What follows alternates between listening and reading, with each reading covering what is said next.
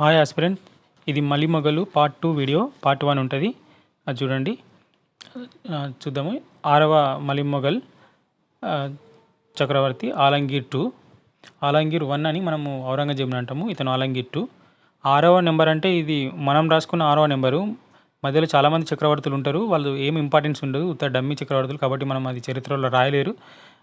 కాకపోతే ఈయన నెంబరు చరిత్రలో, ఈయన మొఘల్ చక్రవర్తులు ఈయన నెంబర్ 15th, కానీ మనం రాసుకున్న దాని ప్రకారం ఈయన 6. ఈయన 1754 నుంచి 59 వరకు పరిపాలిస్తాడు.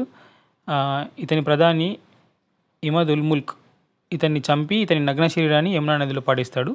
ఆలంగీర్ 2 నగ్న శరీరాన్ని. 7th one Shah Alam 2. ఇతను 1759 నుంచి 1806 వరకు పరిపాలన చేస్తాడు. ఈ మలి మొఘల్స్ మొత్తంలో ఎక్కువ కాలం పరిపాలించిన చక్రవర్తి షా ఆలం 2. మరియు ఇతను బ్రిటిష్ వారి నుంచి పెన్షన్ తీసుకున్న మొదటి చక్రవర్తిగా పేరుగాంస్తాడు.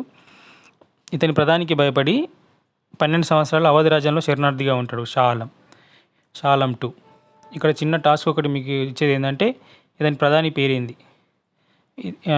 ఇతని కాలంలోనే 1761లో 3వ పానిపట్టు యుద్ధం జరుగుతుంది, 1764లో బాక్సర్ యుద్ధం జరుగుతుంది.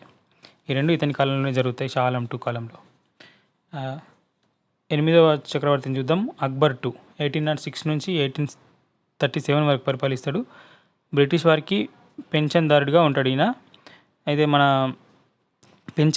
ఇతని పెన్షన్ పెంచాల్సిందిగా రాజారాం మోహన్ రాయ్ని బ్రిటిష్ చక్రవర్తి దగ్గరికి లండన్కి పంపిస్తాడు అక్బర్ 2. రాజారాం మోహన్ రాయ్కి రాజా అనే బిరుదును కూడా అక్బర్ 2 ఇస్తాడు. రాజారాం మోహన్ రాయ్ సమాధి లండన్లోని బ్రిస్టన్లో ఉంటుంది. 1883లో రాజారాం మోహన్ రాయ్ చనిపోతాడు. చివరి మలి మొఘల్ బహదూర్ షా 2. ఇతను 1837 నుంచి 1858 వరకు పరిపాలిస్తాడు. మొఘల్ వంశంలో ఈయనే చిట్ట చివరి చక్రవర్తి. ఇతని కలం పేరు జాఫర్. 1857 సిపాయిల తిరుగుబాటులో పాల్గొని మనము చెప్పుకున్నాం కదా, బర్మాలోని రంగూన్కు పారిపోతాడు.